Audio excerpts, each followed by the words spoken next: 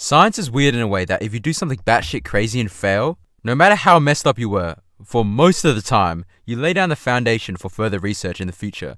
A lot of these experiments done by humans are outright crazy, and we'll be looking at some of the most interesting in this video. Let's get started. The Humanzee Experiments. There once lived a Soviet biologist named Ilya Ivanov who was known around town for his delicate processes of artificial insemination between animals. He was able to use a stallion's sperm to fertilize up to 500 mares, in which most stallions could only father 20 to 30 mares. So I'd say that's pretty impressive. Good job, Ivan. This made him the wet dream of every horse breeder who came across from all over the globe just for a chance to work with him, although this poor boy had much larger ambitions than just horse breeding. Specifically, our boy Ivan was particularly interested in hybridization between species, like in Dragon City when you merge your eggs together. Now, a word from our sponsor, Dragon City. I wish. Anyways, Ivan more importantly wanted to see if humans could reproduce with species other than their own. Okay, Mr. Ivanov, why do you need to know that? Do you personally want to tick off question 100 on the rice purity test? Persisting on, Ivanov decided that the best course of action was to inject several female chimpanzees and orangutans with human sperm. He started his experiments after they got green-lighted by the Soviet Department of Scientific Institutions in 1926. So, Dr. Ivanov, right, you want to impregnate monkeys with human sperm? Yes. Why would you ever want to do that? Well, this is for without me. How do I get involved? Some conspiracy theorists have the sensationalist idea that Ivanov was tasked by the Soviet Union to produce chimpanzee-human hybrids, otherwise known as humanzees, for military purposes and to act as super soldiers. These Soviets just want more skill points on the human stats tree, bro. Can't pay gems for that one. To absolutely everybody's surprise, none of his subjects succeeded in becoming pregnant. Undeterred, Ivanov tried to do the inverse, but with human women and ape sperm. Supposedly, there was even one woman that was basically begging to be a participant in the experiment and was very forward about sacrificing herself on the behalf of science. Quite the midlife single unmarried crisis we have here. However, thankfully, his plan was unable to be put into motion, as both his superiors weren't too happy with him injecting monkey sperm in human women, and supposedly his last sperm donor, an orangutan, died. My question is, how did he get the sperm in the first place? It's not like he can ask and go, psst, psst, you see this cup here? Yeah, just do a thing, bro, and I'll pay you. Like, actually, how did he do that? Especially in the 1920s. Hey, look, I don't want to know. I really don't want to know. Any further experiments that Ivanov had planned were scrapped as he was sacked, exiled, and imprisoned in what is now Kazakhstan, dying of a stroke just 2 years later. The Rat Park. The Rat Park was more or less a series of experiments that involved administering large amounts of morphine to rats. Now, that's my type of experiment. At the time of study, there have been many experiments conducted in the late 1970s regarding drug addiction and the self-administration of such drugs by animals. But this mad lad, Bruce K. Alexander, called BS regarding the inherent natural tendency for animals to get addicted to drugs, and proposed that the environment they were in played a larger factor. Prior to his research in exploring the self-administration of morphine in animals often used small, solitary metal cages. Alexander then proposed that these conditions are responsible for influencing the rates of self-administration. Well, thanks, Sherlock. It's more on the previous researchers though. Say if I was in a dead-ass crib with no money, no bitches, no family, and I was also taken from my hometown by these huge aliens and placed in this, then no wonder I'd get addicted to morphine. What else would I do in my day? If I had water on tap, morphine on tap, which one would I drink? I would empty out that morphine in 3 hours, bro. That's just what happens when life gets tough. And Bruce K. Alexander proposed exactly what I just said, but through his Rat Park experiment. In the Rat Park, the rats could drink fluid from one of 2 dispensers, in which recorded how much each rat drank. One dispenser contained sweetened morphine solution, and the other plain old tap water. He designed 2 different caged environments, each with 2 dispensers, one environment being the equivalent of the center of Baghdad, and the other being a literal rat utopia. Within the worst one, they were isolated in laboratory cages, no different to the experiments of old. In the rat utopia, it was a housing colony 200 times the floor space of a regular rat laboratory, with food, bowls, and wheels for play, and most importantly, the other sex and enough room for mating.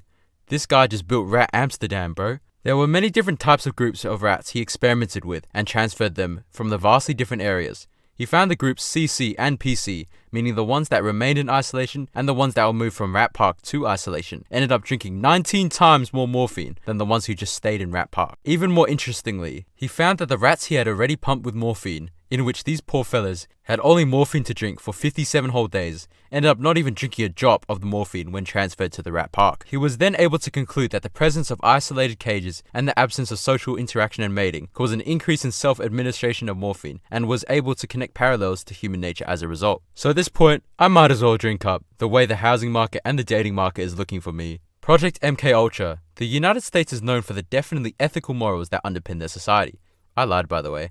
And this declassified human experiments program is one of the many reasons to distrust the actions of all your favorite powerful nations. It's because it's those who win the wars who write history, and clearly this part was taken out of the initial draft. Project MKUltra was an illegal human experiments program designed to develop procedures and identify drugs that could force confessions through brainwashing and psychological torture. Many nations at the time took a liking towards the development of a complete truth serum in which could be utilized in interrogations for political gain. MKUltra utilized numerous inhumane methods to manipulate its subjects' mental states and brain functions. This includes the like of the administration of ludicrous amounts of LSD, electroshocks, hypnosis, forced viewing of any Rice Gum music video, sensory deprivation, isolation, and verbal abuse. Specifically, we will be talking about the insane usage of LSD. LSD was created by Albert Hofmann in 1943 in Switzerland. The early directives of MKUltra were aware of the existence of LSD and sought to use it for mind control. In the early 1950s, the CIA arranged to buy the entire possible supply of LSD for the equivalent of $4 million in modern day currency. So why'd you need all this LSD? Just experiments and stuff, nothing much, pretty low key.